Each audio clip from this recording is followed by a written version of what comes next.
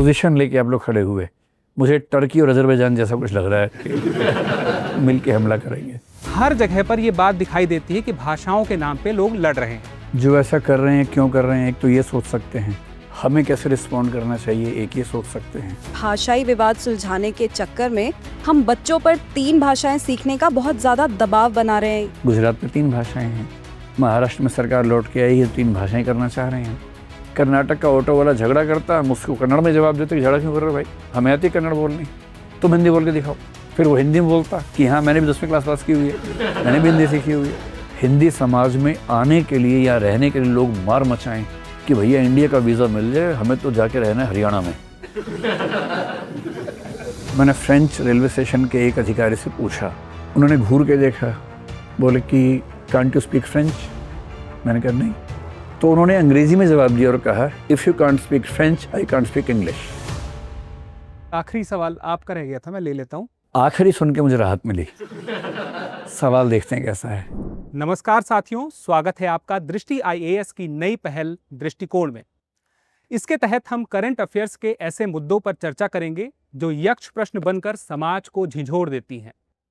और ये वो मुद्दे होते हैं जो हमें सोचने पर मजबूर करते हैं, क्योंकि हम चाहते हैं कि हमारी एक समझ विकसित हो, सही तरीके से, सही तथ्यों के साथ में, कुछ सही फैक्ट्स और लॉजिक के साथ में। इसके लिए हमने सोचा कि विकास सर से हम निवेदन करें और उन्हें यहाँ पर हमारी टीम के सामने बुलाएं, जिससे कुछ खास मुद्दों पर सर की राय हमें समय समय पर मिलती रहे। और इस बात के लिए मैं बहुत कृतज्ञ हूं कि सर ने इस बात को स्वीकार किया और हमारे बीच में आए। तो नमस्कार सर, स्वागत है आपके अपने ही चैनल पे। नमस्कार, शुक्रिया।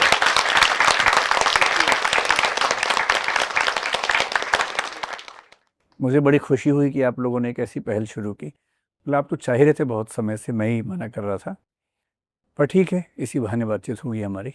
सर, हमने अनुरोध किया है आपसे कि मतलब जैसे आज हमारी चर्चा का मुद्दा शुरू होता है, तो बहुत सारे ऐसे मुद्दे होते हैं जिन पे लोग चाहते हैं कि आपकी राय मिले।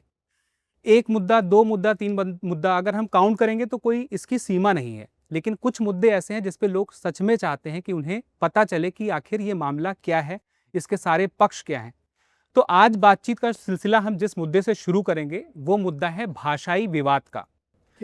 भाषाई विवाद सर ऐसा भी हाल में देखने को मिल रहा है जो हाल फिलहाल का है नहीं, है लंबे समय से चल रहा, लेकिन अभी फिर चर्चा में आ गया है।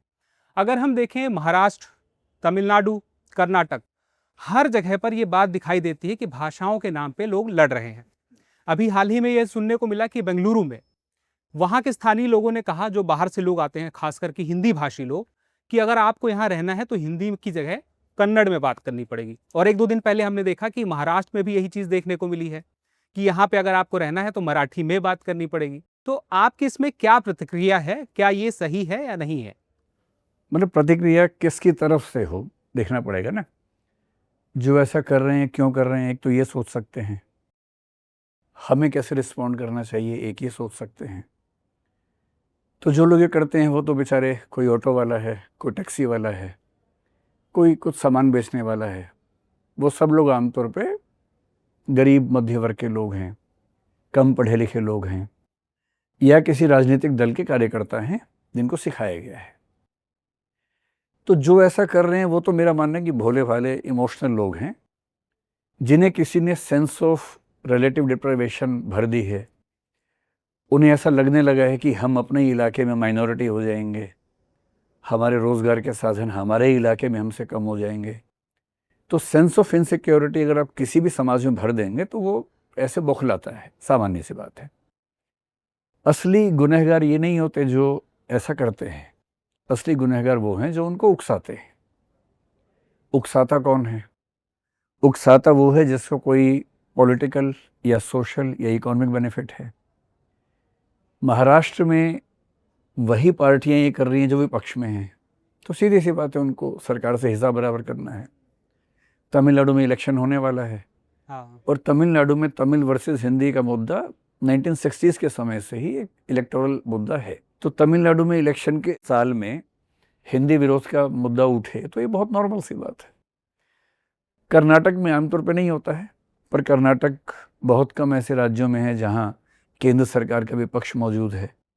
तो स्वाभाविक है कि थोड़ी सी टकराहटें ऐसी मिलेंगी। और मेरा ख्याल है कि जो लोग उकसाते हैं उन्हें या तो इलेक्शन जीतना है या उनमें से कुछ छुटभैया नेता ऐसे भी होंगे जिनको कुछ दूसरी भाषा के बिजनेसमैन से पैसा वसूलना है, हफ्ता वसूलना है, अपनी ताकत से वो हो नहीं सकता है। तो जब आप दिखा देंगे कि मैं समाज पे ताकत रखता हूँ और समाज आपको मार सकता है मेरे कहने पे, तो एक भय पैदा होता है।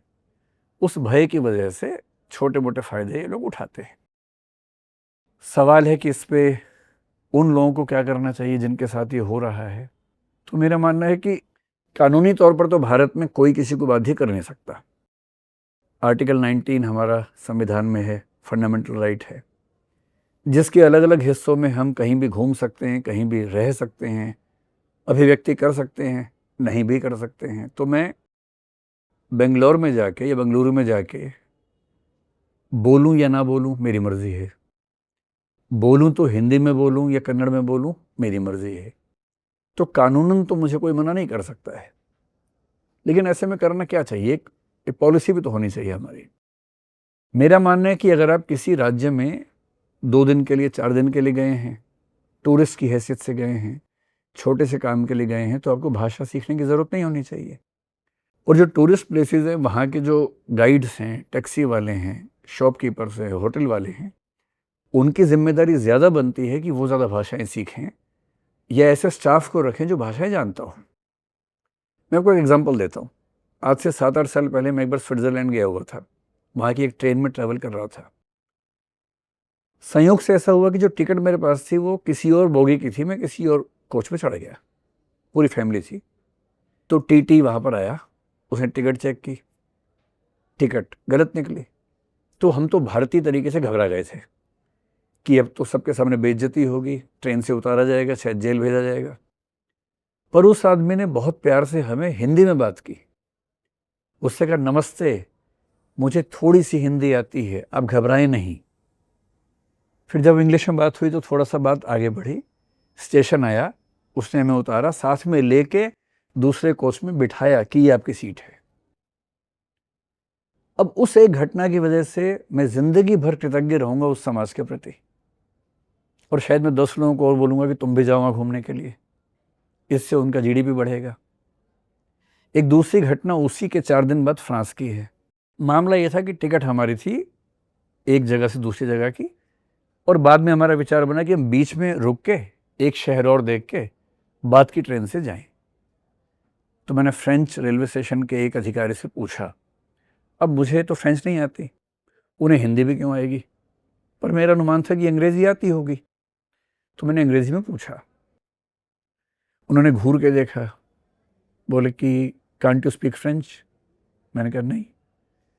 तो उन्होंने अंग्रेज़ी में जवाब दिया और कहा, if you can't speak French I can't speak English. ये इंग्लिश में कहा, और ये एहसास दिला दिया कि अगर फ्रांस में आए हो तो फ्रेंच आनी चाहिए। और वो व्यवहार मुझे आज तक चुभता है। एक टूरिस्ट डेस्टिनेशन पे हर टूरिस्ट कैसे आपकी भाषा सीख के आएगा?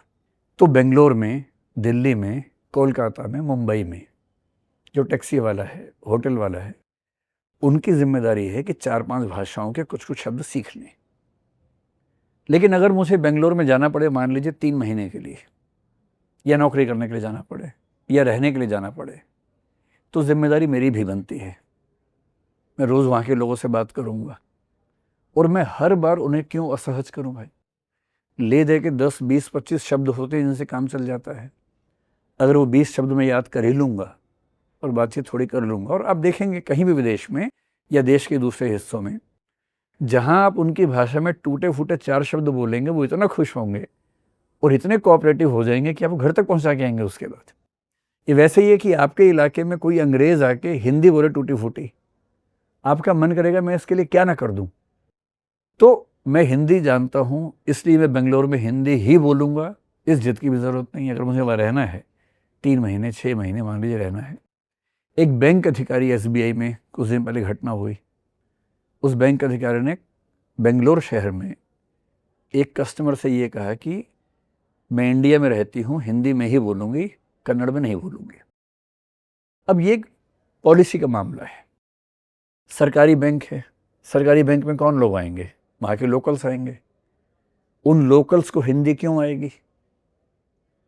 एक लोकल सर्विस अगर सरकार दे रही है तो जिस भी इलाके में देंगे वहाँ की भाषा में होनी चाहिए। रिजर्व बैंक ऑफ इंडिया का नियम भी यही है कि किसी भी सरकारी बैंक में, प्राइवेट तक में कहते हैं कि बैंक में ऐसे कर्मचारी ज़रूर होंगे जो वहाँ की भाषा में लोगों से बात कर सकते हैं और पब्लिक डीलिंग वही लोग करेंगे। तो हम हिंदी वाले हैं इसका मतलब ये नहीं है कि हम नियमों को भी खारिज कर देंगे।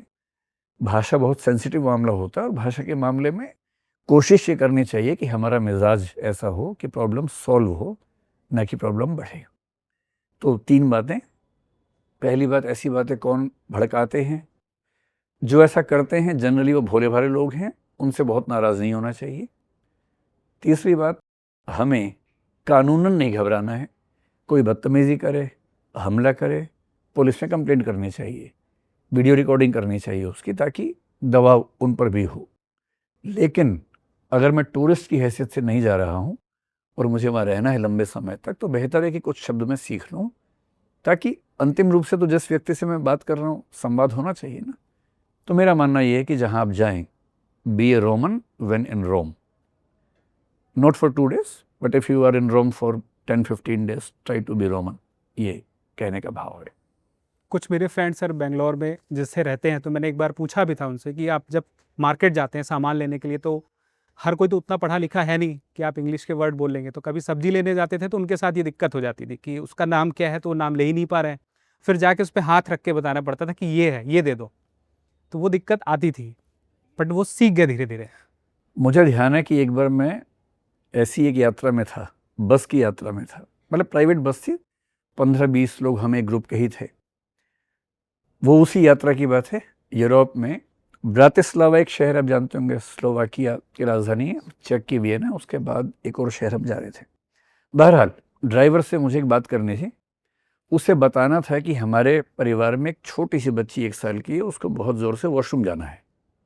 अब समस्या ये कि वो ड्राइवर अकेला था, उस बस में कोई और नहीं था। उसे केवल चेक गणराज्य की भाषा आती थी, ना अंग्रेज़ी ना कोई और भाषा। हम में से किसी को वहाँ की भाषा नहीं आती थी। वो बच्ची तबाह किए हुए थी एकदम। अब क्या करें ऐसी सिचुएशन में? और वहाँ ये नहीं होता कि अब बस में कुछ भी कर देंगे, वहाँ के नियम बड़े कठोर होते हैं। तो फिर अंत में गूगल काम आया। गूगल ट्रांसलेट पर मैं गया और मैंने इंग्लिश में टाइप किया, the small child wants to pee. फिर उसकी लैंग्वेज में उसको ट्रांसलेट करके फिर स्पीकर पे करके सुनाया उसको। तब वो ठाके मारता रहा आधे घंटे तक पहले। फिर उसने बस को साइड वगैरह रोका और हमें अलाउ किया। सीधी सी बात है, जब 2 भाषाओं के लोग हैं, ज़रूरी बात करनी ही है। अगर कोई तरीका नहीं है तो फिर मशीनें काम आएंगी, पर मशीनें अगर नहीं है तब कैसे काम चलाएंगे? तो उनकी जिम्मेदारी है कि थोड़ा सा हमारा सीख लें, हमारी भी जिम्मेदारी है कि 4 नाम सब्जियों के सीख लें। हमेशा इशारे से क्यों बात करनी कि वो दो, फिर वो 4 चीज़ें ढूंढ रहा है। तो 5-6 सब्जियों के नाम, 2-4 मतलब संख्याएं याद कर लें, कुछ और बेसिक चीज़ें याद कर लें। सर हम बचपन से सुनते आ रहे हैं कि जो भाषा होती है वो समाज को जोड़ने का काम करती है, एक पुल की तरह रहती है। तो उस पुल के होने के बावजूद अब ये लोग आपस में झगड़ रहे हैं क्यों? मतलब ऐसी क्या वजह है कि वो झगड़ रहे हैं? नहीं, भाषा जोड़ने का काम जितना करती है, तोड़ने का भी उतना ही करती है। ये तो स्थापित सिद्धांत है। अगर भाषा केवल जोड़ती तो बांग्लादेश ना बनता।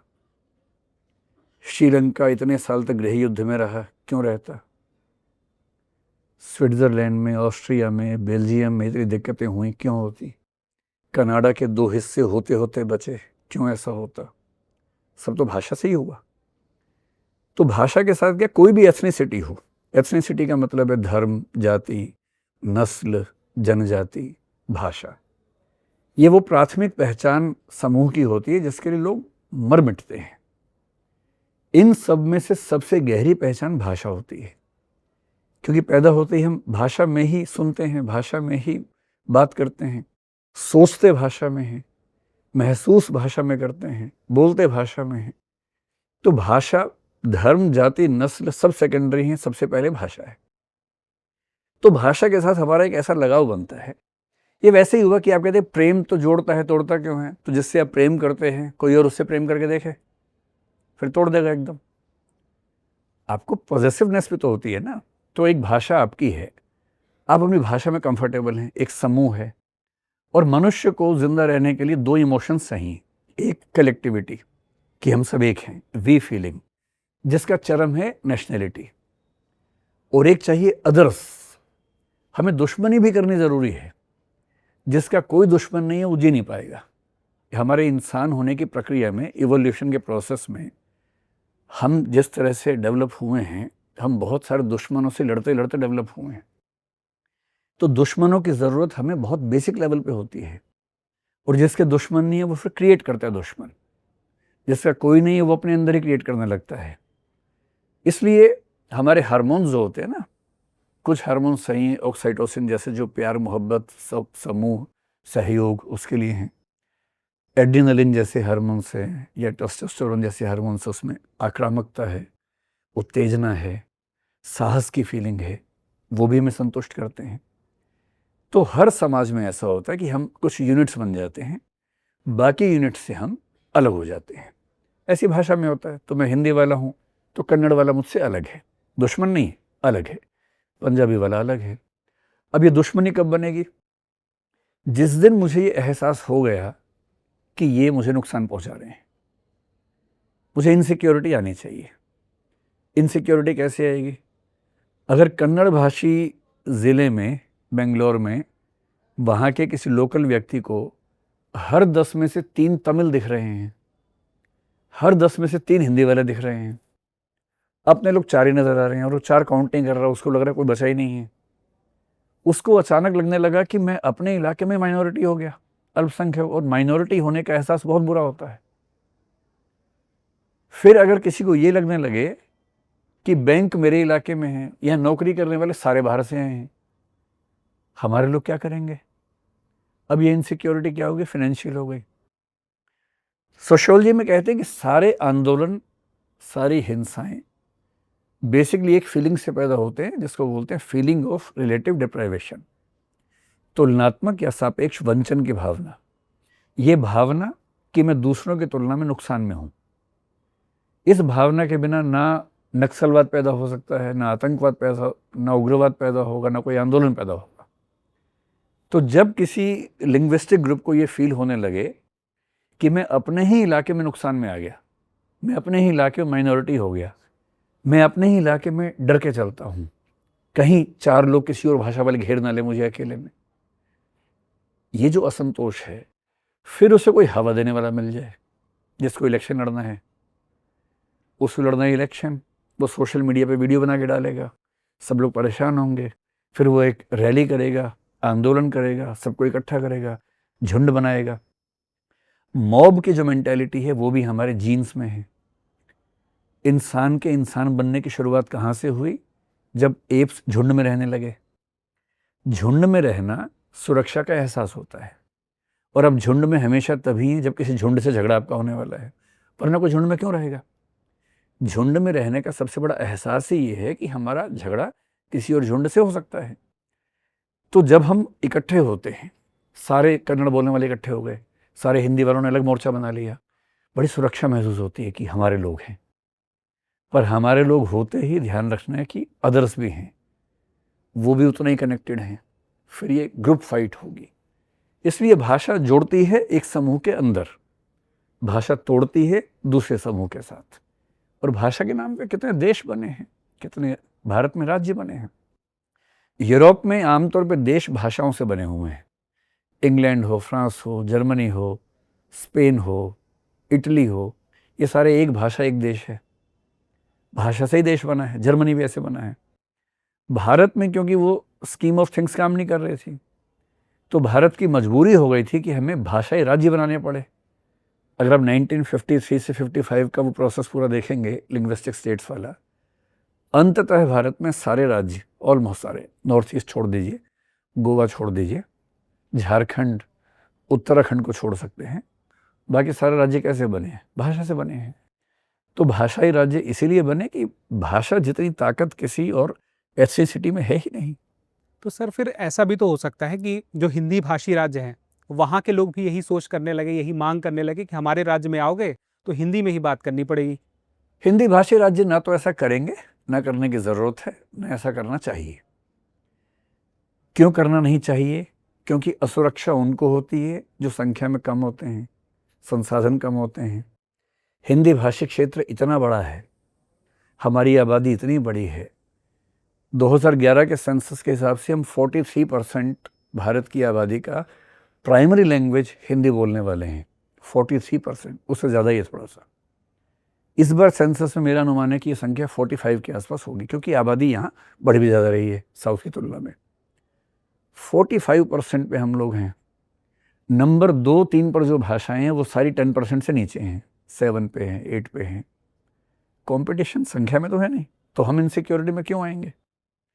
दूसरी बात, भारत में कोई कुछ भी कर ले, पीएम जो बनता है या तो हिंदी का होता है या हिंदी का हो जाता है। मोदी जी गुजरात से हैं, पर इलेक्शन उत्तर प्रदेश से लड़ते हैं, बनारस से, क्योंकि यूपी से हुए बिना पीएम बनना और टिकना बड़ा मुश्किल काम है। तो हिंदी समाज को पता है कि पीएम जो भी होगा या तो हमारा होगा या उसको हमारा होना पड़ेगा, हमें किस बात का भय है? फिर हिंदी वाले आक्रामक हो भी नहीं सकते। ये बहुत मतलब खुशी की बात भी, दुख की बात भी है। कारण क्या है? अगर आप लिंग्विस्टिक हिस्ट्री को देखेंगे, एक समय था लगभग 1000 ईस्वी के आसपास का, जब संस्कृत के बाद पाली, प्राकृत, अपभ्रंश ये भाषाएं बन चुकी थी, और अपभ्रंश से अब आधुनिक आर्य भाषाएं जैसे गुजराती, मराठी, ओडिया, हिंदी, असमिया, बांग्ला, पंजाबी, मराठी ये बननी शुरू हो रही थी। हिंदी को छोड़ के बाकी सारी भाषाएं छोटे एरिया में हैं, और इसलिए उन सब में लिंग्विस्टिक एथनिसिटी, जिसको हम भाषाई जाति कहते हैं, उसका विकास हुआ। मराठी जाति, गुजराती जाति, तमिल जाति, मतलब द्रविड़ में भी हुआ। हिंदी का क्षेत्र इतना बड़ा है, उसमें डाइवर्सिटी इतनी ज़्यादा है, क्योंकि भोजपुरी भी हिंदी है और हरियाणवी भी हिंदी है, ब्रजभाषा भी हिंदी है, अवधी भी हिंदी है। इतनी डाइवर्सिटी है कि हिंदी के लोग एक होके किसी से झगड़ा करेंगे, स्कोप बनता नहीं है। 2 दिन 4 दिन आप ऐसा कर लेंगे माहौल बना के, पर लॉन्ग टर्म में सस्टेन नहीं कर पाएगा। इसलिए हिंदी जाति का विकास नहीं हुआ। हिंदी के एक बहुत प्रसिद्ध विद्वान हुए डॉक्टर रामविलास शर्मा, उन्होंने एक किताब लिखी पूरी कि देश की सारी भाषाओं की जातीयताएं बनी, एथनिसिटीज बनी, पर हिंदी जाति नहीं बन पाई, वैसे नहीं बन पाई जैसी बननी चाहिए थी। इसलिए आप देखेंगे कि हिंदी को लेकर ऐसे आंदोलन, ऐसे नारे, ऐसे झगड़े सबसे कम नज़र आएंगे। और उसमें ये नहीं कि हम बहुत महान हैं, हम इतने फैले हुए हैं, हमारी संख्या इतनी ज़्यादा है, हमारा राजनीतिक दबदबा इतना ज़्यादा है कि हमारे अंदर से उसकी ज़रूरत महसूस नहीं होती, हमें ऐसा फील नहीं होता कि ऐसा करना चाहिए। सर, अभी आपने बताया कि एक बड़ी भाषा जो है वो हिंदी है, क्योंकि ज़्यादातर लोग हिंदी में बात करते हैं हमारे देश में। उसके बाद भी वो राष्ट्रभाषा और राजभाषा वाला एक मुद्दा चलता रहता है। लोगों को कन्फ्यूज़न भी हो जाता है कि राष्ट्रभाषा या क्या है। तो एक कन्फ्यूज़न आप क्लियर कर देंगे? जब भारत स्वाधीनता आंदोलन में था तो 2 बातें साथ साथ चल रही थी। एक, हर भाषा के लोग चाहते थे कि कांग्रेस हमारे हिसाब से काम करे, और सबको ये भी समझ में आ रहा था कि जब तक एक भाषा नहीं होगी अंग्रेज़ों से हम लड़ नहीं पाएंगे। पूरा भारत कैसे एक होगा? डम शराट खेल के आप मूवमेंट तो चला नहीं सकते हैं। मूवमेंट चलाने के लिए, आंदोलन करने के लिए एक भाषा चाहिए, उसके बिना बात ही नहीं कर पाएंगे तो आंदोलन कैसे करेंगे? तो धीरे धीरे 1920s में आके ये सहमति बन गई थी कि कांग्रेस ने अपनी जो क्षेत्रीय संगठन थे उनको भाषा के बेस से बांटना शुरू किया कि महाराष्ट्र का अलग कर देंगे, तमिल का अलग कर देंगे, तेलुगु अलग कर देंगे। लेकिन जो कांग्रेस का नेशनल प्रोसेस हो काम करने का, वो हिंदी में होगा। और उस समय महात्मा गांधी ने विशेष रूप से, और बहुत सारे और नेताओं ने भी खास तौर से बात कही थी कि हिंदी राष्ट्रभाषा है और उसको होना चाहिए। महात्मा गांधी ने खुद एक संस्था बनाई जिसको बोलते दक्षिण भारत हिंदी प्रचार सभा, और दक्षिण भारत के राज्यों में हिंदी के प्रचार को उन्होंने अपने स्वाधीनता संग्राम का एक बड़ा मुद्दा बनाया हुआ था। ध्यान रखना, महात्मा गांधी गुजराती थे, हिंदी भाषी नहीं थे। महात्मा गांधी गुजराती थे, दयानंद सरस्वती गुजराती थे। दयानंद सरस्वती ने हिंदी में सत्याग्रह प्रकाश लिखा। महात्मा गांधी ने हिंदी को राष्ट्रभाषा बनाने की बात की, बाद में हिंदुस्तानी कहा, लेकिन हिंदी हिंदुस्तानी मोटे तौर पर एक ही बात थी। पूरे भारत में, बंगाल में केशव चंद्र सेन थे, उनकी तरफ से भी ये बात आई थी। दक्षिण में मोटोरी सत्यनारायण थे, उनकी तरफ से ये बात आई थी। पूरे भारत, या अगर आप महाराष्ट्र में देखें, चाहे तिलक हों, चाहे सावरकर हों, इन सब ने हिंदी का समर्थन किया था। तो उस समय एक अंडरस्टैंडिंग बन गई थी कि हिंदी राष्ट्रभाषा होनी चाहिए क्योंकि पूरे भारत में समझी जाती है। अभी कुछ दिन पहले जोहो के संस्थापक जो हैं श्रीधर वेम्बू, उनका एक ट्वीट आया, तमिल आदमी है। अभी तमिल कन्नड़ का विवाद भी चल रहा है, तमिल हिंदी भी, कन्नड़ हिंदी भी चल रहा है, तीनों विवाद चल रहे हैं क्योंकि तमिलनाडु और कर्नाटक की सीमा जहाँ मिलती है बेंगलोर के पास, वहाँ के बहुत सारे लोग ऐसे हैं जो रहते बेंगलोर में बोलते तमिल हैं या तमिलनाडु में रहते कन्नड़ बोलते हैं, तो झगड़े वहाँ कम नहीं हैं। वेम्बू साहब ने बड़ी अच्छी बात कही, जब सब कह रहे थे कि हिंदी नहीं सीखेंगे, कमल हासन साहब ने क्या कहा, कन्नड़ लोग नाराज हो गए। उन्होंने कहा कि कन्नड़ तो तमिल से निकली है। इस बात पे कर्नाटक में उनकी फिल्म रिलीज ही नहीं हुई है अभी तक, ठग लाइफ जो फिल्म आई थी अभी, क्योंकि वो माफी नहीं मांग रहे और विवाद बढ़ गया है। तो श्रीधर वेम्बू इस बीच में अकेले वहां के प्रसिद्ध व्यक्ति हैं जो खुल के हिंदी का समर्थन कर रहे हैं। एकदम घोर तमिल व्यक्ति हैं, गांव में रह के काम करते हैं। उनकी कंपनी भारत में ही नहीं, अमेरिका में, यूरोप के बहुत देशों में, दुबई जैसे देशों में शानदार काम कर रही है। यूनिकॉर्न है, बहुत बहुत ज़्यादा वैल्यूएशन, मेरे ख्याल से 1 लाख करोड़ के आसपास की वैल्यूएशन है। सॉफ्टवेयर्स बनाते हैं और वो कह रहे हैं कि कोई कुछ भी कहे, क्योंकि मैं हिंदी थोड़ी बहुत जानता हूँ और मेरा बहुत सारा काम हिंदी भाषी राज्यों से आता है, इसलिए मैं तमिलनाडु के लोगों से कहूँगा कि हिंदी ज़रूर सीखो, फ़ायदे की बात है। तो लोगों ने उनका बहुत विरोध किया। उन्होंने एक और ट्वीट लिखा कि कुछ दिन पहले मैं उड़ीसा के एक बिजनेसमैन से बात कर रहा था, डील महत्वपूर्ण थी, ना उसे तमिल आती थी ना मुझे ओडी आती थी, पर हम दोनों को टूटी फूटी हिंदी आती थी और हमारा काम चल गया। यही अंडरस्टैंडिंग स्वतंत्रता संग्राम में थे कि हिंदी टूटी फूटी पूरे देश को आती है। 43% प्राइमरी लैंग्वेज भारत की आबादी में हिंदी बोलती है। 57% लोग ऐसे हैं जो प्राइमरी या सेकेंडरी या टर्शरी लैंग्वेज के तौर पर हिंदी बोलते हैं। 69 करोड़ की संख्या थी 2011 में, इस बार ये संख्या 75 CR का आसपास आनी चाहिए। तो एक अंडरस्टैंडिंग बन गई थी कि राष्ट्रभाषा बनेगी। आज़ाद हो गए तो सब भूल गए, सीधी सी बात है। जब अब क्राइसिस में होते हैं तब कुछ वायदे करते हैं, क्राइसिस खत्म हो तो वायदे टूट जाते हैं। ऐसे होता ना कि शुरुआती मोहब्बत में जो वायदे किए गए बाद में नहीं चल पाते हैं। शादी के बाद तो कोई नहीं पूछता उसके बाद, क्योंकि अब तो इनसिक्योरिटी खत्म हो गई है। तो जब आज़ाद हो गए और संविधान लिख रहे थे, संविधान सभा में खूब डिबेट्स हुई। एक डिबेट तो थी कि लिंग्विस्टिक स्टेट्स बनाए या ना बनाए। नेहरू जी इस मूड में उस समय थे नहीं कि भाषाई राज्य बने, तो एक दर आयोग बनाया 1948 में और उसने रिकमेंडेशन दी कि भाषाई राज्य नहीं बनने चाहिए। इतना आंदोलन हुआ उस समय कि अंत में एक कमेटी JVP नाम से बनी, जिसमें नेहरू जी थे, पटेल थे और पट्टाभी सीतारामैया थे। फिर एक क्वालिफाइड स्टेटमेंट दी कि भाषाई राज्य अभी नहीं बनने चाहिए, लेकिन आंध्र प्रदेश को बना सकते हैं अगर वो तैयार हो कि मद्रास शहर नहीं मांगेगा, क्योंकि आंध्र प्रदेश में ऐसी हालत थी तेलुगु भाषी लोगों में कि कब दंगा फसाद हो जाए पता नहीं था। वो तो टाल दिया उस समय। लेकिन जिस दिन संविधान सभा में डिबेट हुई राजभाषा वाले प्रसंग पे, जो संविधान का भाग 17 है, आर्टिकल 343 से 351, उसको बोलते हैं ऑफिशियल लैंग्वेज, राजभाषा। 12, 13, 14 सितंबर 1949 को लंबी बहस हुई और 180 पेज की रिपोर्ट इसमें संविधान सभा की रिपोर्ट्स में है। खूब डिबेट्स हुई। अब हिंदी को राजभाषा बनाना है। राष्ट्रभाषा पर तो बात किसी ने की नहीं कि राष्ट्रभाषा तो एक मानेंगे ही नहीं। हमारे पूरे संविधान में एक जगह भी राष्ट्रभाषा शब्द नहीं है। So officially there is no national language of India. ठीक, राजभाषा शब्द है, उसके कई आर्टिकल्स हैं। हिंदी राजभाषा मानी गई, थोड़ा डिबेट थी लेकिन फिर सहमति से ऐसा हुआ। देवनागरी लिपि मान ली, इंटरनेशनल नंबर्स माने गए, आर्टिकल 343 में लिखा हुआ है। 351 में, अच्छा, अब नेहरू जी और उनकी तरफ के कुछ लोगों को दबाव ये था कि हिंदी ना दक्षिण के लोगों को आती है। नेहरू जी भी अंग्रेजी में कंफर्टेबल थे, बहुत सारे और भी लोग कंफर्टेबल थे अंग्रेजी में ही। अगर हिंदी बन गई ऑफिशियल लैंग्वेज तो काम कैसे करेंगे?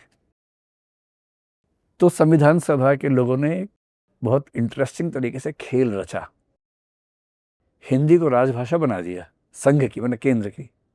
साथ में एक नियम क्या बनाया, 15 साल तक हिंदी के साथ साथ अंग्रेजी भी राजभाषा के रूप में चलती रहेगी। और 26 जनवरी 1965 को या अंग्रेजी में ये 3 शब्द हट जाएंगे और इन इंग्लिश वो हट जाएगा, and Hindi will be the sole official language of the central government and parliament, ये लिखा हुआ था। नेहरू जी ने मोहरत ली 15 साल की, उनके मन में था कि 15 साल बहुत है मेरे लिए, तो फिर देखा जाएगा जो होगा उसके बाद। कई बार नेताओं को ये भी लगता है ना कि मेरा टाइम निकल जाए। जैसे मैं बच्चों से बात करता हूँ, भाई लड़कियों का आरक्षण यूपीएससी में होना चाहिए या नहीं, लड़के बोलते हैं सर 5 साल बाद शुरू हो जाए, कोई दिक्कत नहीं है, अभी ना हो, क्योंकि जब हम निकल जाएंगे उसके बाद हो, क्या दिक्कत है। लड़कियों का अलग है कि आज ही शुरू होना चाहिए। और नेहरू जी 64 में चले भी गए, 65 की बात थी। लेकिन 1963 में इस बात पे बंगाल में, तमिलनाडु में आंदोलन में बहुत बड़े बड़े, और 1963 में एक नया एक्ट आया जिसने ये लिखा कि 1965 के बाद भी यथास्थिति बनी रहेगी। 1967 में फिर उस एक्ट को अमेंड किया, 75 में नए रूल्स आए राजभाषा के, लेकिन आज तक संविधान के हिसाब से हिंदी राजभाषा है।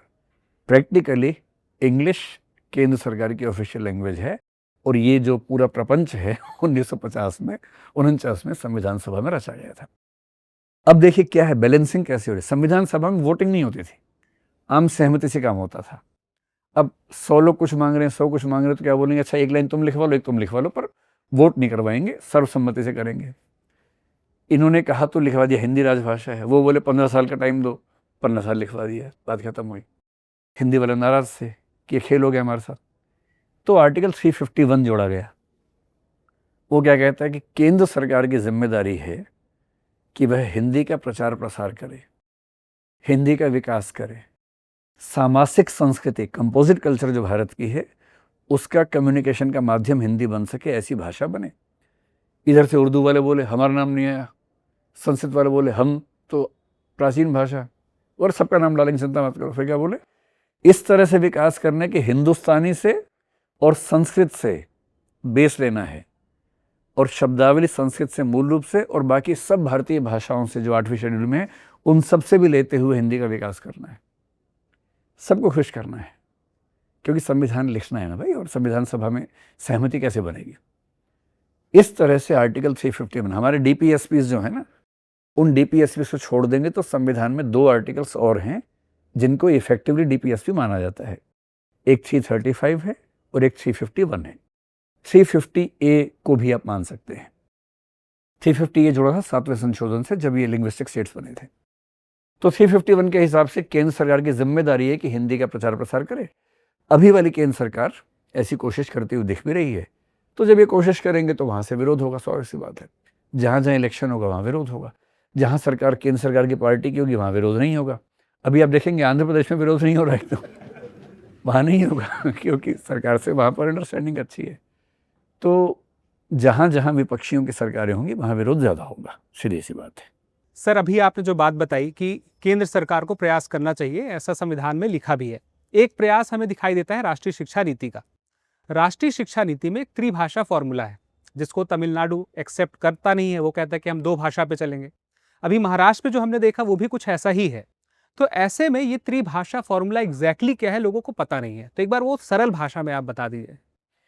त्रिभाषा फॉर्मूला भी आज़ादी के समय से ही चल रहा है। 1948 में एक पहली बार एक कमीशन बना, मेरे ख्याल से उसका नाम था यूनिवर्सिटी एजुकेशन कमीशन। उसने पहली बार प्रस्ताव दिया। क्यों दिया? क्योंकि बेल्जियम में और स्विट्ज़रलैंड में चलता है ये फार्मूला। क्योंकि यूरोप के बहुत कम देश ऐसे जो मल्टीलिंगुअल कंट्रीज़ हैं। स्विट्ज़रलैंड है, बेल्जियम है, ऑस्ट्रिया को आप थोड़ा सा मान सकते हैं। तो बेल्जियम और स्विट्ज़रलैंड को स्टडी करके ये फार्मूला निकाला गया था। पर्पस क्या था? एक तो बच्चे अपनी मिट्टी को ना भूलें, और मातृभाषा से तो बड़ी कोई भाषा होती नहीं है, वो तो सीखनी ही है। दूसरा, देश को भी ना भूलें और दुनिया में भी पीछे ना रह जाएं। तो हर बच्चा 3 भाषाएं सीखे, ये एक फार्मूला बना। कौन सी 3 भाषाएं? 1968 में हमारी पार्लियामेंट ने भी इसको एक्सेप्ट किया हुआ है, ये भी की बात नहीं है। 1960s में एक शिक्षा आयोग बना था, उसके रिकमेंडेशंस पे 68 में पार्लियामेंट ने इसको एक्सेप्ट किया था। अब न्यू जो एजुकेशन पॉलिसी है 2020 की, उसमें भी इसका जिक्र आ गया फिर से। तो इसमें होता ये कि 3 भाषाएं हर बच्चा सीखेगा। पहला अपनी मातृभाषा, दूसरा हिंदी जो कि एक राष्ट्रीय भाषा है, तीसरा अंग्रेज़ी जो कि एक इंटरनेशनल लैंग्वेज है। अब इसमें चॉइस होती है कि तमिलनाडु का बच्चा, उसकी मातृभाषा तमिल है, वो हिंदी भी सीखेगा और इंग्लिश भी सीखेगा, 3 सीखेगा। पर हिंदी बेल्ट वाला बच्चा, उसकी तो मातृभाषा हिंदी ही है, उसका 2 में ही काम चल गया। तो ऐसे ही करते क्या होगा, फीलिंग ऑफ रिलेटिव डिप्राइवेशन आ जाएगी कि अच्छा हमारे बच्चे 3 सीखें, उनके 2 सीखेंगे। तो पॉलिसी ये बनाई गई थी कि जो हिंदी भाषी बच्चे हैं वो अपनी मदर टंग के रूप में हिंदी सीखेंगे, लेकिन सेकेंड लैंग्वेज के तौर पे 8वीं अनुसूची की भाषाओं में से कोई एक भाषा और सीखेंगे। और ये पॉलिसी बहुत पुरानी है। मैं जब स्कूल में था हमें संस्कृत पढ़ाई गई थी, उस समय इसी पॉलिसी के तहत पढ़ाई गई थी। गलती यही हुई कि उत्तर भारत के कई राज्यों ने त्रिभाषा फॉर्मूले का औपचारिक मतलब ये दिखाने के लिए कि हाँ हो रहा है, संस्कृत से ही काम चलाया। थोड़ा सा पढ़ाया, रटवाया, नंबर खूब मिलने लगे।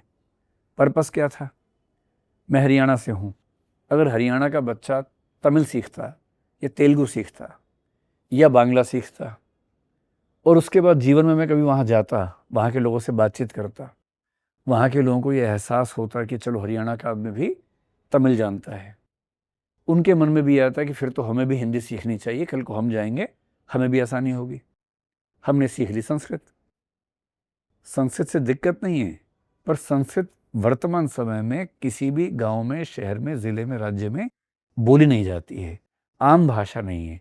अब कर्नाटक का एक गांव ढूंढ के लेंगे किस गांव बोली जाती है। मैं वैसे वाले सवाल नहीं कर रहा हूं कि ढूंढो तो जाने, अपवाद है, अपवाद है, वो सामान्य रूप से नहीं बोली जाती है। और जो भाषा नहीं बोली जा रही है अगर आपने वो सिखाई तो त्रिभाषा फॉर्मूले का जो पर्पस था वो पर्पस खत्म हो गया। इसलिए मेरा व्यक्तिगत तौर पे ये मानना है कि उत्तर भारत से अगर इस चीज़ की शुरुआत होती ठीक से, हर स्कूल में बांग्ला, तमिल, तेलुगु, कन्नड़ या मराठी, इनमें से एक भाषा हर बच्चे को सीखनी है। उतनी ही सीखनी है कि वहाँ जाके थोड़ी सी बातचीत कर सके, एक छोटा सा एग्ज़ाम पास कर सके, उतनी ही सीखनी है, ज़्यादा नहीं सीखनी है। कितना अच्छा मैसेज जाता। फिर ये झगड़े कर्नाटक में ना हो रहे होते। कर्नाटक का ऑटो वाला झगड़ा करता, हम उसको कन्नड़ में जवाब देते कि झगड़ा क्यों कर रहे हो भाई, हमें आती है कन्नड़ बोलनी, तुम हिंदी बोल के दिखाओ। फिर वो हिंदी में बोलता कि हाँ मैंने भी 10वीं क्लास पास की हुई है, मैंने भी हिंदी सीखी हुई है। मज़ा ही अलग होता। पर दुर्भाग्य की बात है कि ऐसा हो नहीं पाया। NEP फिर से इस पर जोर दे रहा है और सीधी सी बात है, सरकार केंद्र में जो है BJP की है, तो इस सरकार की जहाँ जहाँ तक चलेगी वहाँ वहाँ NEP लागू हो गया है। गुजरात में 3 भाषाएं हैं, महाराष्ट्र में सरकार लौट के आई है, 3 भाषाएं करना चाह रहे हैं। जो विपक्ष में हैं, अगर वो पक्ष में होते तो कर रहे होते, विपक्ष में हैं तो विरोध कर रहे हैं, स्वाभाविक सी बात है। लेकिन वहाँ भाषा थोड़ी ऐसी रखनी होती है, आप ये ना कहें कि कंपलसरी है, आप ये कहें कि भाई देखो तीसरी भाषा कंपलसरी है, कोई भी सीख लो, हिंदी नहीं सीखनी तुम तमिल सीख लो, कन्नड़ सीख लो, असमिया सीख लो, सब हिंदी ही सीखेंगे। क्योंकि लोगों को ये भी समझ में आता है ना कि अगर भारत में हमें ज़्यादा ट्रैवल करना है तो जो सबसे ज़्यादा आबादी की भाषा है सेकेंड लैंग्वेज के तौर पर वही सीख लेंगे। तो प्रैक्टिकली सेकेंड लैंग्वेज हिंदी बनी जाएगी। आप केरल में जाएंगे, हर व्यक्ति आपको हिंदी में बात कर लेगा।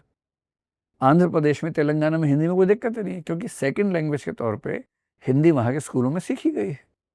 कर्नाटक में भी दिक्कत नहीं है। तमिलनाडु में विरोध शुरू से रहा है और वो पॉलिटिकल विरोध ज़्यादा है।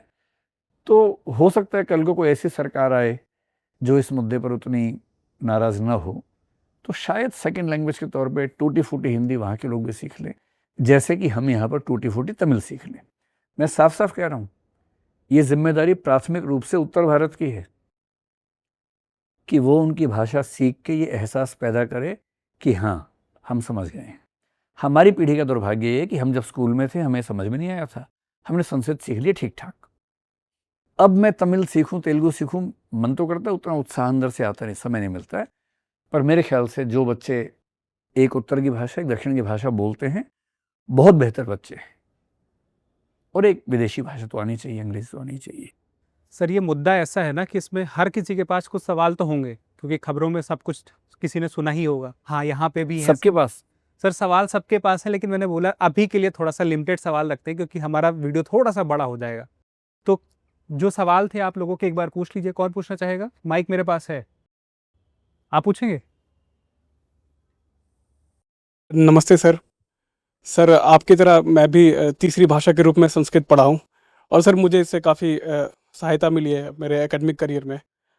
मैं पूछना चाहता हूँ कि ये जो क्लासिकल लैंग्वेज है इनके लिए अब कोई प्रासंगिकता नहीं है? नहीं, संस्कृत की प्रासंगिकता बहुत ज़्यादा है, लेकिन लोक भाषा के रूप में नहीं है। देखिए, भाषा की प्रासंगिकता 4-5 तरह से होती है। हिंदी मनोरंजन की भाषा के रूप में बेहद प्रासंगिक है। यूट्यूब की रिपोर्ट कहती है कि पूरे देश में यूट्यूब जितना देखा गया उसमें 54% केवल हिंदी में देखा जा रहा है। मनोरंजन की भाषा में कोई तुलना है ही नहीं हिंदी की। लेकिन रोजगार की भाषा में उतना विकास नहीं हो रहा। विज्ञान तकनीक की भाषा, अध्ययन की भाषा, हायर स्टडीज में उतना आगे नहीं है। इसलिए आप देखेंगे हिंदी भाषी समाज के लोग 12वीं क्लास के बाद इंजीनियरिंग या मेडिकल साइंस अंग्रेजी में पढ़ रहे हैं। लोक भाषा के रूप में हिंदी का कोई तोड़ है ही नहीं। तो जब हम कहते हैं कि भाषा प्रासंगिक नहीं है, हमें समझना पड़ता है।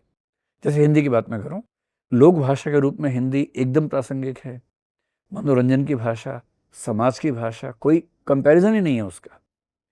रोजगार की भाषा में भी एक हद तक ठीक है, क्योंकि अब जैसे ऐप्स आ रही हैं तो हिंदी के बिना काम चलेगा नहीं उन ऐप्स का। लेकिन उच्च शिक्षा में आपको हिंदी नजर नहीं आएगी, ग्लोबल बिजनेसेस में आपको हिंदी नजर नहीं आएगी, रिसर्च की भाषा में हिंदी नजर नहीं आएगी। उसमें हमें काम करना चाहिए। संस्कृत की जहां तक बात है, संस्कृत एक क्लासिकल लैंग्वेज के तौर पे जो सम्मान रखती है वो है और हमेशा रहेगा। जिनको पढ़ना है डीप जाके, जैसे मैं हिंदी साहित्य का विद्यार्थी हूं तो बेटे संस्कृत पढ़ना लाजमी है, ज़रूरी है, और मैं संस्कृत का साहित्य रुचि से पढ़ता भी हूं। लेकिन जिसके जीवन में संस्कृत की ज़रूरत वैसी नहीं है, उसे संस्कृत क्यों पढ़नी चाहिए? तो संस्कृत लोक भाषा के रूप में वर्तमान में प्रासंगिक कम है, मनोरंजन की भाषा के रूप में कम प्रासंगिक है, अध्यापन की भाषा के लिए ठीक है, प्रोफेसर्स चाहिए, रिसर्चर्स चाहिए, रिसर्च करने के लिए ठीक है। कल को जो हम सुनते हैं कि आर्टिफिशियल इंटेलिजेंस में या कंप्यूटिंग की दुनिया में संस्कृत की भूमिका है, रिसर्च में ज़रूरी है कि संस्कृत काम करे। और एक दिन क्या पता भविष्य में ऐसा आए, क्योंकि भाषाओं का इतिहास भी तो चलता रहता ना।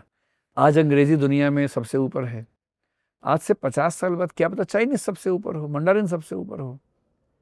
तब सारे देशों के बच्चे मंडारिन सीखना चाहेंगे। जिस समाज में जितनी हैसियत होती है उसकी भाषा की उतनी ही पूछ होती है। अगर आप चाह रहे हैं कि हिंदी दुनिया सीखे तो हिंदी की ताकत बढ़ाइए, हिंदी समाज की ताकत बढ़ाइए। हिंदी समाज में आने के लिए या रहने के लिए लोग मार मचाएं कि भैया इंडिया का वीज़ा मिल जाए, हमें तो जाके रहना है हरियाणा में।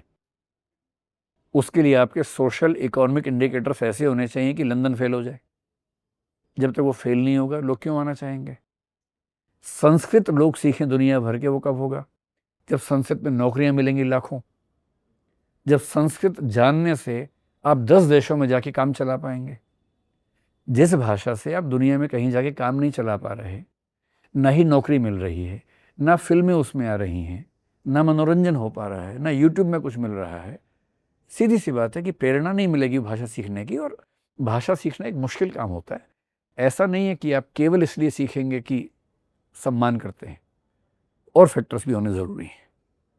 ठीक है सर, 2 मेंबर तो इंटरव्यू शुरू होने के पहले ही आ गए थे कि सर से सवाल पूछना है, तो एक इधर बैठ गई थी, एक इधर खड़ी हो गई थी। वाह, तो आप अपना सवाल पूछ सकती हैं, पहले आप ही आई थी। पोजीशन लेके आप लोग खड़े हुए, मुझे टर्की और अजरबैजान जैसा कुछ लग रहा है कि मिलके हमला करेंगे।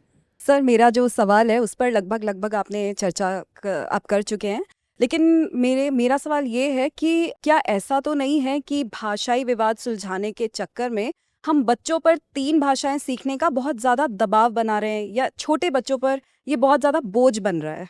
जो बच्चा एक भाषा जानता है 5 साल पहले बूढ़ा होता है। जो 2 भाषाएं जानता है कम से कम 3 साल लेट बूढ़ा होगा। 3 जानता है तो उसका बूढ़ा होने का समय 5 साल और लेट मान लीजिए। ये मैं नहीं कह रहा है, रिसर्चेज हैं। आज ही जाके नेट पर सर्च कर लीजिए, neuro degenerative diseases and language. Multilingual बच्चे कई मामलों में शानदार होते हैं, मल्टीटास्किंग में बेहतर हैं। अगर आपको मनोविज्ञान की भाषा आती है तो प्री फ्रंटल कॉर्टेक्स एक चीज़ होती है हमारे दिमाग में, जो जिम्मेदार है डिसीजन मेकिंग के लिए, मल्टीटास्किंग के लिए। प्री फ्रंटल कॉर्टेक्स ज़्यादा मैच्योर होता है जो कई भाषाएं जानते हैं उनका। दिमाग में सबसे महत्वपूर्ण वस्तु होती है ग्रे मैटर। जो मल्टी लैंग्वेज वाले लोग हैं उनका ग्रे मैटर उस एरिया में जो लिंग्विस्टिक प्रोसेसिंग का दिमाग में है ज़्यादा होता है। ऐसे 50 रिसर्च हो चुकी हैं। इतना ही नहीं, आखिरी बात फिर वही, जो न्यूरो डिजनरेटिव डिसीज़ हैं, डिमेंशिया जिसको हम सामान्य भाषा में कहते हैं, जिस दिन हम लोग 60 साल के होते हैं ना, लोग मजाक बनाने लगते हैं हमारा। उसकी मजबूरी क्या है? डिमेंशिया होने लगता है। और डिमेंशिया का बेसिक मतलब है कि कॉग्निटिव डिक्लाइन होने लगा है। सोचने की क्षमता कम हो गई, स्लो हो गई, बोलने की क्षमता धीरे होने लगती है, मेमोरी वीक होने लगती है, डिसीजन मेकिंग कमज़ोर होने लगती है। इस पूरे कॉग्निटिव डिक्लाइन को मोटे तौर पे डिमेंशिया बोल देते हैं। इसी डिमेंशिया के अलग अलग बहुत सारे रूप हैं, जिसमें कुछ लोग पार्किंसंस का जिक्र भी करते हैं, और भी कुछ बीमारियों के नाम आपने सुने होंगे जो अल्जाइमर जैसे है। ये सब इसी के डिफरेंट शेड्स हैं। और ये स्थापित सत्य है कि जिसको 2 या 3 भाषाएं आती हैं, उसके अंदर डिमेंशिया जनरली 5 साल लेट होता है। दूसरी बात, भाषा सीखना छोटे बच्चों के लिए बेहद आसान काम है। जैसे जैसे हम बड़े होते हैं मुश्किल होता जाता है। हमारे लिए शायद थोड़ा सा मुश्किल होगा, एक तो इसलिए कि बहुत सारी चीज़ें पहले से दिमाग में चल रही हैं, बहुत बोझ है, बहुत काम करने हैं। बच्चों के पास रिलेटिवली समय भी है, ऊर्जा भी है। और भाषा सीखने का सबसे अच्छा तरीका है कुछ ना करना, केवल सुनना और बोलना। कभी आपने गौर किया कि बच्चा स्कूल पहली बार जाता है 3 साल के आसपास या 4 साल के आसपास, और हर बच्चा अपनी मदर टंग में कॉम्प्लेक्स सेंटेंसेस बनाता है 2.5 साल की उम्र में। स्कूल जाने से 1.5 साल पहले बच्चा अपनी भाषा में कॉम्प्लेक्स सेंटेंसेस बना रहा होता है। इसलिए ये दावा करना कि स्कूल भाषा सिखाएगा गलत है। बच्चा भाषा सीख के स्कूल जाता है, और जिस बच्चे को एक भाषा ठीक से आ गई है, उसे दूसरी भाषा, तीसरी भाषा सिखाना बेहद आसान काम है, बस मदर टंग सीखने के बाद। और इस पर भी अगर आप चाहें पढ़ना तो इथियोपिया की एक स्टडी है, बहुत प्रसिद्ध स्टडी है, मिस्टर सईद थे कोई। उन्होंने साबित किया कि जिन बच्चों ने मदर टंग में शुरुआती शिक्षा ली, 5वीं क्लास के बाद अंग्रेजी में शिफ्ट हुए, और जो बच्चे शुरू से इंग्लिश पढ़ रहे थे, दोनों की परफॉर्मेंस के बीच में 3700% का डिफरेंस था, लगभग इसके आसपास कुछ डिफरेंस था। मतलब निष्कर्ष ये था कि प्राइमरी एजुकेशन अपनी भाषा में हो, मातृभाषा में, फिर शिफ्ट करो दूसरी भाषा में। तो जो बच्चे 3 भाषा सीख रहे हैं बहुत फ़ायदे में हैं, उन्हें कोई नुकसान नहीं है। और तीनों भाषाओं में कोई पारंगत थोड़ा ना होना है, कालिदास थोड़ा ना बनना है। एक भाषा बढ़िया से सीख लें, अंग्रेज़ी इतनी सीख लें जितनी उनके काम की है, और जो सेकंड लैंग्वेज हम भारत में कह रहे हैं वो इतनी कि जाएं तो कम से कम बात कर सकें, ये ना लगे कि किसी दूसरे देश में आ गए हैं। काम चलाओ, सीखनी है ना। एक और सवाल है उनका, आपका है ना? सर, भाषाई विवादों को अगर हमें इतिहास में पीछे जाके समझना हो तो हमें कितना पीछे जाना होगा? जब से भाषा बनी है तब से झगड़े चल रहे हैं, और जितना पीछे इंसान जाएगा उतना ही पीछे झगड़ों का इतिहास है। अगर आप भारत के स्पेसिफिक कॉन्टेक्स्ट में बात कर रही हैं तो मान सकते हैं कि 1920s के आसपास से दिखता है। फिर जब भारत आज़ाद हुआ, डिमांड थी कि लिंग्विस्टिक स्टेट्स बनने चाहिए। नेहरू जी, सरदार वल्लभ भाई पटेल बहुत इंटरेस्टेड नहीं थे, क्योंकि उनके मन में था कि अगर भाषाई राज्य बनाएंगे तो नेशनल इंटीग्रेशन थोड़ा सा खतरे में आ सकता है। पर जब पॉपुलर डिमांड इतनी ज़्यादा हुई, आपने एक व्यक्ति का नाम सुना होगा, श्री पोटे श्री रामुलु नाम था। आंध्र प्रदेश राज्य के निर्माण के लिए उन्होंने एक अनशन किया था 58 डेज़ का, कांग्रेसी आदमी थे। 52 में किया उन्होंने। 58 दिन की भूख हड़ताल के बाद उनकी डेथ हो गई थी। तेलुगु भाषी समाज में उस समय जो आक्रोश हुआ इतना खतरनाक था कि उसके 3 दिन के अंदर सरकार ने अनाउंस किया कि आंध्र प्रदेश बनेगा, और 53 में बन गया आंध्र प्रदेश। अब जब एक स्टेट बनेगा तो बाकी भाषाओं वाले क्यों चुप बैठेंगे? बाकी सबने डिमांड की। 1953 में एक आयोग बना जिसको बोलते हैं राज्य पुनर्गठन आयोग, स्टेट्स रीऑर्गेनाइजेशन कमीशन। 95 में उसने रिपोर्ट दी, और उसने ये कहा कि जिस इलाके में 70% लोग एक भाषा बोलते हैं उसको एक भाषाई राज्य बना देना चाहिए, पर जहाँ माइनॉरिटीज़ 30% से ज़्यादा है, लिंग्विस्टिक माइनॉरिटीज़, यानी 70 नहीं है एक भाषा वाले, उसको द्विभाषी राज्य बनाएंगे, 2 भाषाओं के लोग एक साथ रहेंगे। उसने सबकी डिमांड्स मान ली, केवल 2 नहीं मानी, एक बम्बई और एक पंजाब। बम्बई का मतलब क्या हुआ, उस समय जो बम्बई था उसमें पूरा महाराष्ट्र, पूरा गुजरात शामिल था। बम्बई शहर नहीं, बम्बई राज्य था। आज का महाराष्ट्र, आज का गुजरात उसी का पार्ट था। पंजाब उस समय का मतलब पंजाब भी, हरियाणा भी, चंडीगढ़ भी। इन दो को नहीं बनाया, बाकी सब लिंग्विस्टिक स्टेट्स 1956 में बन गए। तो 56 के बाद से इन दोनों में आंदोलन शुरू हो गए। 1960 में महाराष्ट्र अलग हुआ, गुजरात अलग हुआ। 1966 में पंजाब अलग हुआ, हरियाणा अलग हुआ, चंडीगढ़ यूटी बना। उसके बाद से लिंग्विस्टिक मूवमेंट्स ऑलमोस्ट खत्म हो, क्योंकि जहाँ जहाँ लैंग्वेज की डिमांड थी राज्य की, लगभग पूरी हो गई है। अब छोटी मोटी हैं, जैसे तुलु एक भाषा है कर्नाटक तमिलनाडु के इलाके में, वहाँ एक डिमांड है, और छोटी मोटी डिमांड्स हैं, लेकिन अब लिंग्विस्टिक स्टेट्स की डिमांड्स तो नहीं है। बाकी झगड़े चलते रहते हैं कि बैंक में हिंदी बोलें कि कन्नड़ बोलें, ऑटो वाला कह रहे कि हिंदी मत बोलो, मलयालम बोलो। ये सब तो, ये झगड़े पहले भी होते थे, पहले सोशल मीडिया नहीं था, हमें नहीं पता लगता था। मेरा अपना एक्सपीरियंस तमिलनाडु के 2-3 बड़े अच्छे हैं, एक खराब एक्सपीरियंस भी है। मैं चेन्नई रेलवे स्टेशन से एक ऑटो वाले से बात की हमने, तब मैं 18 साल का था, डीयू का स्टूडेंट था। घूमने गए थे हम लोग 3-4 दोस्त। ऑटो वाले से बात की, ये मैं महाबलीपुरम जाना है। महाबलीपुरम वहाँ से करीब 60 किलोमीटर दूर है।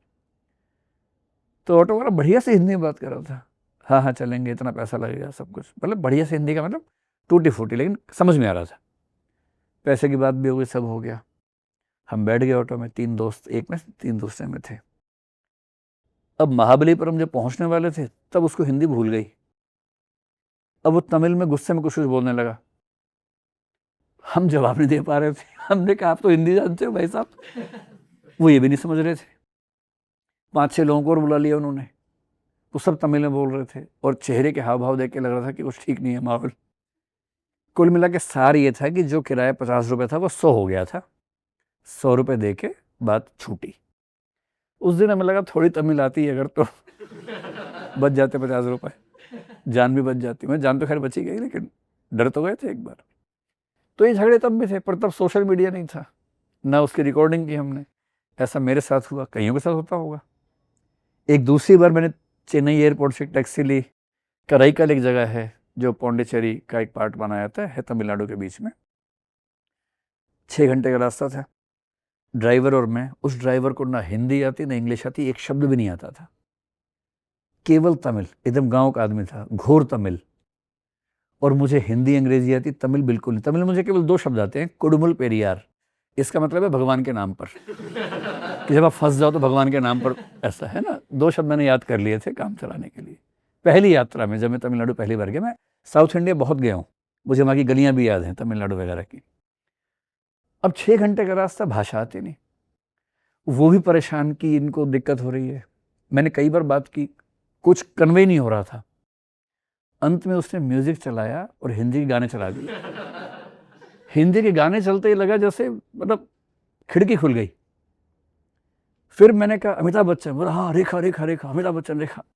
अब ये बात शुरू हो गई, और करते करते बड़ा सुहाना सफ़र बीता हमारा। काफ़ी बातें इशारों से हुई, फिल्मी गीतों पे खूब बातें हुई। लेकिन मैं सोचता हूँ कि अगर मुझे थोड़ी सी तमिल आती, उसे थोड़ी सी हिंदी आती, तो शायद और बढ़िया बात होती। तो झगड़े आजकल थोड़े कम हैं, सोशल मीडिया उसको इन्फ्लेट करता है तो लगता है कि बहुत ज़्यादा हो रहे हैं। झगड़े पहले से ज़्यादा हुए हैं, आजकल कम है, गनीमत है।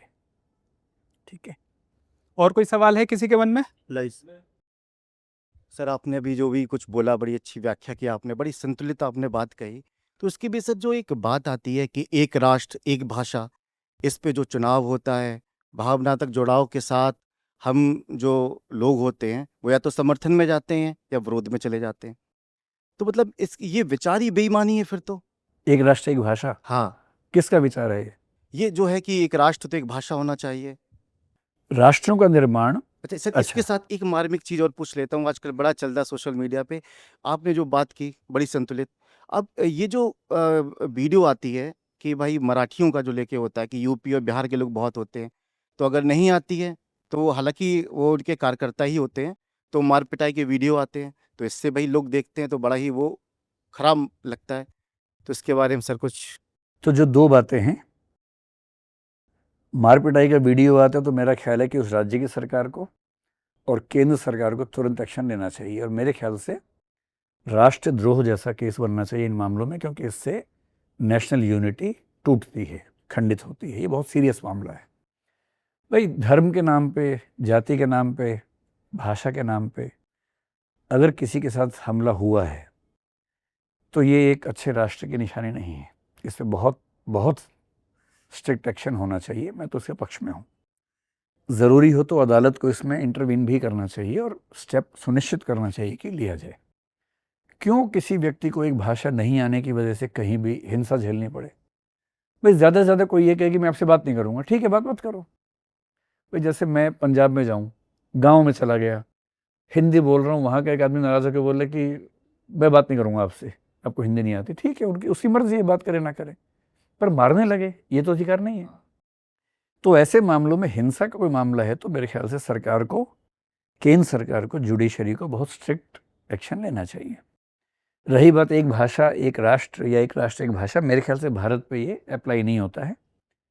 दुनिया में देखिए जो देश हैं, कुछ हैं जो एक भाषा से बने हैं। बांग्लादेश है ना, इंग्लैंड है, फ्रांस है, स्पेन है, वो सब भाषा वाले राष्ट्र हैं। कुछ बने हैं एक धर्म की वजह से, जैसे पाकिस्तान बना था, है ना। और भी कई देश हैं जो एक धर्म की वजह से, जैसे तिब्बत है, मान लीजिए, वेटिकन सिटी है, ये सब धर्म से बने हुए देश हैं। कुछ बनते हैं एक नस्ल की वजह से, कि एक एरिया में एक खास समुदाय एक नस्ल का है। तो जैसे हम एज्यूम करें कि बर्मा और उसके आसपास के देशों में आप देखेंगे, बर्मा में एक नस्ल भी आपको अलग दिखाई देगी। कुछ देश बनते हैं जो किसी एक एथनिक फीचर पे ना हो करके मल्टी एथनिसिटीज़ के देश होते हैं, जैसे अमेरिका है, भारत है। चाइना भी वैसा था, लेकिन चाइना ने कोशिश करके एक लैंग्वेज तो बनाई दी है, धर्म वहाँ पर अब नहीं के बराबर बचा है, तो वो धीरे धीरे एक सेंट्रलाइज्ड कंट्री बन रहे हैं।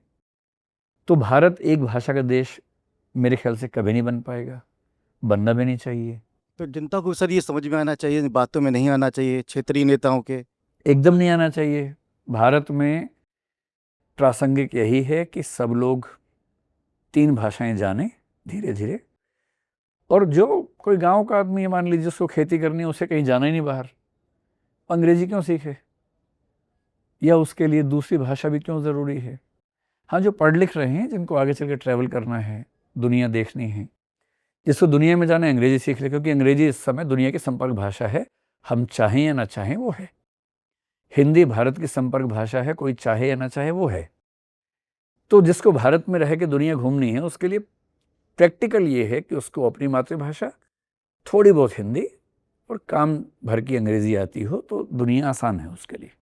और मैं इस विचार से एकदम सहमत नहीं हूँ कि एक राष्ट्र एक भाषा, मतलब एक राष्ट्र एक चुनाव समझ में आता है, एक राष्ट्र एक संविधान समझ में आता है, एक राष्ट्र एक झंडा समझ में आता है, लेकिन एक राष्ट्र एक भाषा भारत पे अप्लाई नहीं होता, भारत पे नहीं। सर, वो रिलेटिव डेप्रिवेशन की हम बात कर रहे थे, तो क्या हम ये कह सकते हैं कि दुनिया में जो भी विवाद होता है, जिसमें भाषाई विवाद भी शामिल है और जिसमें जाति विवाद भी शामिल है, क्या उस विवाद के पीछे संसाधनों की सीमितता जो है, लिमिटनेस ऑफ रिसोर्सेज, वो एक रीज़न हो सकता है? हो सकता है, हमेशा होता नहीं। अंबानी जी और अडानी जी में झगड़ा इसलिए नहीं हुआ कभी भी कि संसाधन कम है। 2 अमीर देशों में झगड़ा क्यों होगा? संसाधन दोनों के पास बहुत हैं। रशिया के पास ज़मीन इतनी भर के है, तब भी यूक्रेन वाली चाहिए। तो संसाधन कम होना एक फैक्टर हो सकता है, अनिवार्य नहीं है। कभी कभी दोनों के पास संसाधन है, फीलिंग डिप्राइवेशन की नहीं है, रिलेटिव डिप्राइवेशन की है, इसकी तुलना में कम मिला। जो 3 इडियट्स का डायलॉग है ना, मतलब दिक्कत इसमें नहीं है कि मुझे कम मिले, दिक्कत इसमें है कि उसे ज़्यादा क्यों मिला। जो इंडिविजुअल्स पे है वही ग्रुप्स पे है, वही सोसाइटीज़ में लागू होता है। तो गरीबी एक कारण हो सकता है, पर वो ज़रूरी नहीं है कि हो ही हो। अमीर समाजों में भी झगड़े होते हैं और वहाँ भी रिलेटिव फीलिंग काम आती है।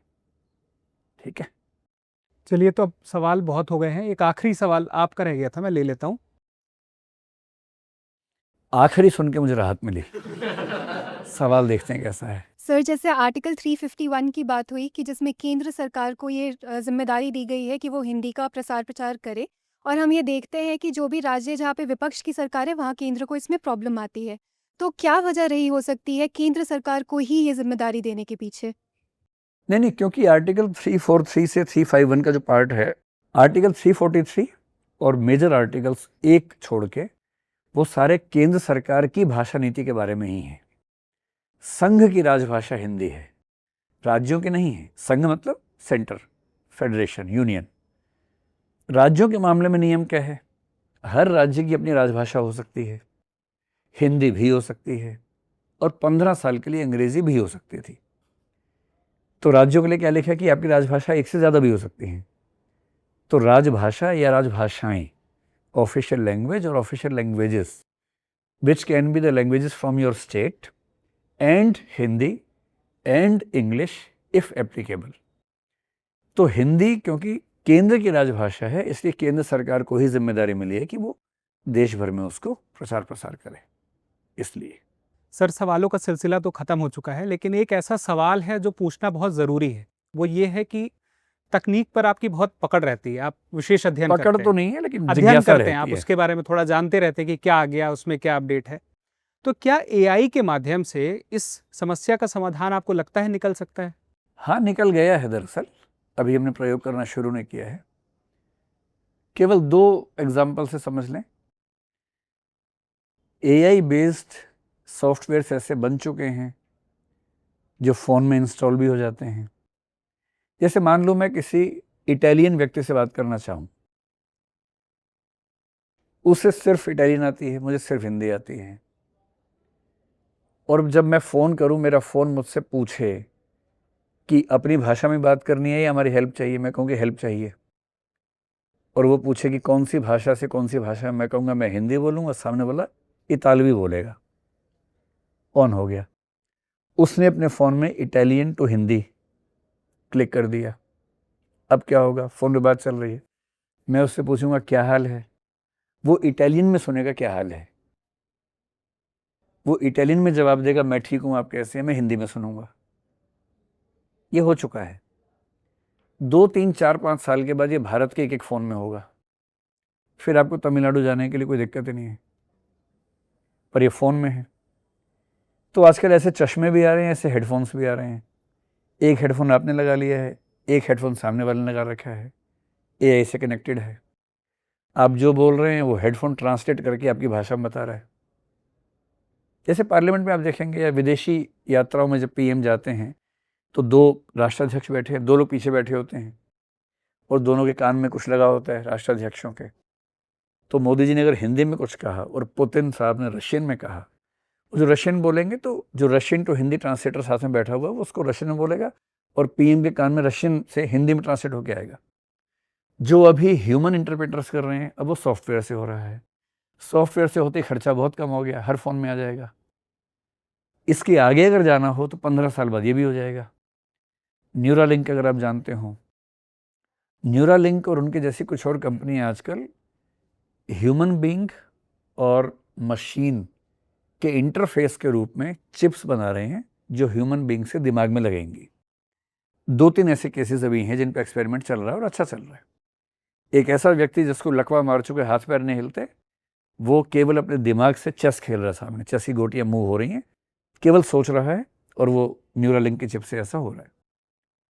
अभी कहना जल्दबाजी है, लेकिन 15 साल में मेरे ख्याल से ऐसा होगा कि हम सब चाहेंगे तो दिमाग में एक चिप लगवा लेंगे, जैसे पेन ड्राइव होल्डर नहीं होता वैसा लगवा लेंगे, और वाईफाई से कनेक्टेड रहेंगे। और अगर मैं जा रहा हूँ तमिलनाडु, मैंने उसमें तमिल भाषा अपलोड कर ली, अब मुझे तमिल आती है, और तमिलनाडु से वापस आया तो मैंने तमिल को हटा दिया क्योंकि बैंडविड्थ थोड़ी ज़्यादा खर्च हो रही थी। जिस जिस देश गए वहाँ की भाषा मैंने अपलोड की दिमाग के अंदर, दिमाग में चली गई, और जब नहीं चाहिए नहीं चाहिए। 25 साल बाद ये भी हो सकता है क्वांटम कंप्यूटिंग से ऐसी चिप्स बन जाएं, एक ही बार में सारी भाषाएं एंटर की, आपको सारी भाषाएं आती हैं, बात ही खत्म हो जाएगी। तब तक के झगड़े हैं, झगड़ लीजिए। तकनीक के बारे में ऐसा है कि ये हो जाएगा, इससे मुझे कोई डाउट नहीं है, ये सब चीज़ें 15-20 साल में सच में हो जाएंगी। लेकिन तब कौन सी भाषा चले, अभी भाषा का झगड़ा है। मेरे ख्याल से 50 साल बाद झगड़ा ये रहेगा नहीं। 50 साल बाद नेशनलिज्म कमज़ोर पड़ जाएगा, फिर अर्थिज्म आएगा, पृथ्वीवाद, क्योंकि पृथ्वी, चंद्रमा और मंगल में झगड़ा चल रहा है। तो प्लेनेटिज्म का इंतज़ार कीजिए, नेशनलिज्म शायद पुरानी चीज़ हो जाए। हम पृथ्वी के निवासी हैं, तुम चंद्रमा के हो, तुम्हें पीटेंगे हम। पृथ्वी की भाषा बोल, वरना उतार देंगे स्पेस शटल से। फिर ये सब होगा। झगड़ा किए बिना हम रह नहीं सकते, हम झगड़ा करने के बहाने ढूंढते रहेंगे, क्योंकि मनोवैज्ञानिक कारण हमें झगड़ा चाहिए। एड्रीनलिन रश नहीं होता है बिना झगड़ा किए, टेस्टोस्टेरोन संतुष्ट नहीं होता है, और प्यार भी चाहिए, ऑक्सीटोसिन भी संतुष्ट नहीं होता है। इसलिए प्यार और झगड़ा हमेशा चलेगा, कितने भी समाधान निकाल लीजिए, झगड़े की वजहें बदलती रहेंगी, झगड़े चलते रहेंगे। ठीक है। फिर सवाल तो और भी होंगे लोगों के पास में, लेकिन अब ये समझना पड़ेगा कि बहुत सारे मुद्दे भी हैं, बहुत सारे दिन भी हैं। तो सर हमारे साथ मिलेंगे, बात करेंगे और सवालों पे जवाब देंगे। तो आप दूसरे सवाल पूछ लीजिए अगर आपको लगता है पूछना है तो सर फिलहाल के लिए ये है कि आपने हमें इस मुद्दे पर जितना कुछ समझाया, भाषाई विवाद पर हमारे सामने एक तस्वीर आ गई है कि ये पक्ष हो सकते हैं, और एक सोल्यूशन जो आपने बताया वो बहुत क्लियर हमें समझ में आया कि शायद आज नहीं तो कल हो जाएगा, और साथ में जो व्यूअर्स हैं उनको भी समझ में आ ही गया होगा। तो उम्मीद है कि सर जल्दी ही आपसे दोबारा हम आपका समय लेंगे और उसके बाद फिर एक चर्चा करेंगे। ज़रूर। हम लोग जल्दी अपने धन्यवाद देने का एक जो तरीका है वो अपनाते हैं, तो आपके सामने एक बार शुक्रिया शुक्रिया शुक्रिया।